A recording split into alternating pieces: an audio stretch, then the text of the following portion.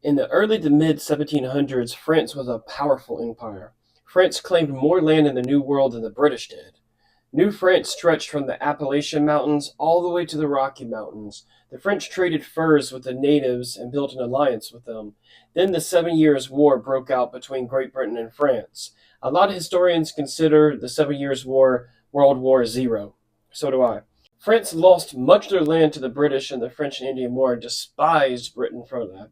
Just a few years later, the 13 original colonies gave the middle finger to Great Britain, which was France's main rival. So France supported and helped the colonies fight against Great Britain during the American Revolution. These events didn't directly lead to France's bankruptcy in 1789, but it did have a massive impact, as well as a bunch of other events that eventually caused massive debts. And France's response to the critical crop failure in 1879 was the final nail in the coffin, and that caused the French Revolution. I just wanted to remind everybody of just how close those events happened. The Seven Years' War, the American Revolution, the French Revolution all happened in about a 40-year period. The French Revolution started when Parliament drafted a new constitution in 1789. Louis XVI was arrested in 1792. He was beheaded by guillotine on January 21st, 1793, and his wife Marie Antoinette was beheaded by guillotine on October 16th, 1793. So here I have a few coins I can show you. This is a 1792 two-sol, and you can see it has Louis XVI portrait on the front, and it says Louis XVI, Roy, which is King of France. You can see the date and the mint mark, and when you flip it over, you can see it says La Nation, basically the nation of France. It's kind of rubbed off. But you can see right here, it says L'an 4, and that's year 4 since the Revolution. So the French Revolution started in 1789, so the fourth year was 1792.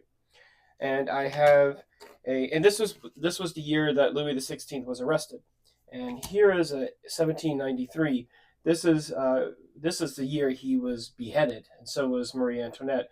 But once he was beheaded, they stopped putting his face on coins. They replaced it with more revolutionary symbolism, which I'll put some on the screen so you can see. But in this one, you can see 1793 BB. That's the mint mark, two sols, and it looks the same on the front. It looks the same on the back, except this one you see L'an 5. That was the 5th year since the Revolution.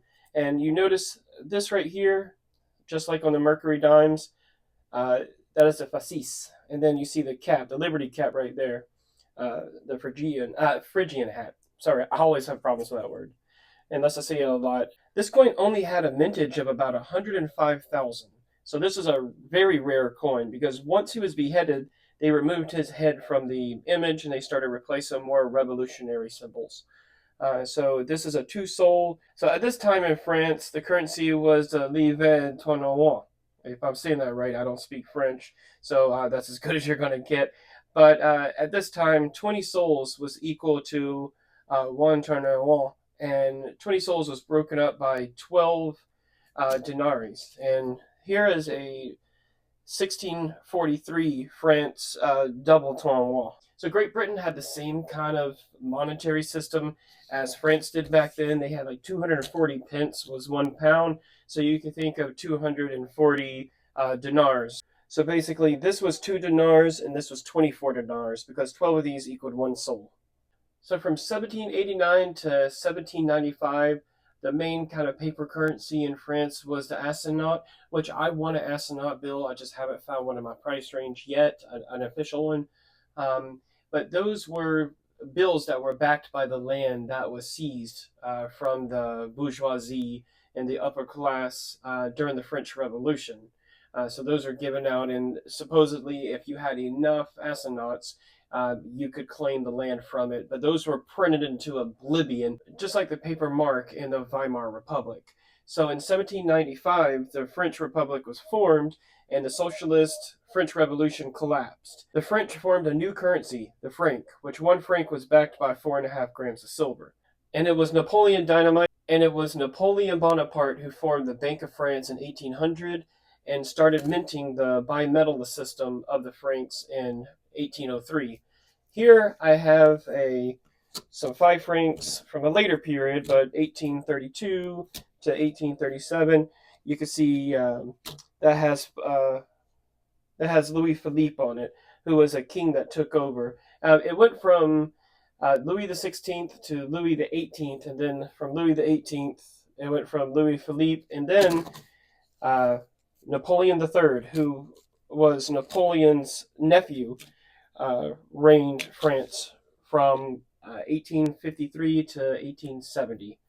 He started off as a president, an elected president, and become an emperor or a dictator, whatever you want to call it. And here's one franc. These francs, the silver francs, lasted all the way until the 1950s, I believe.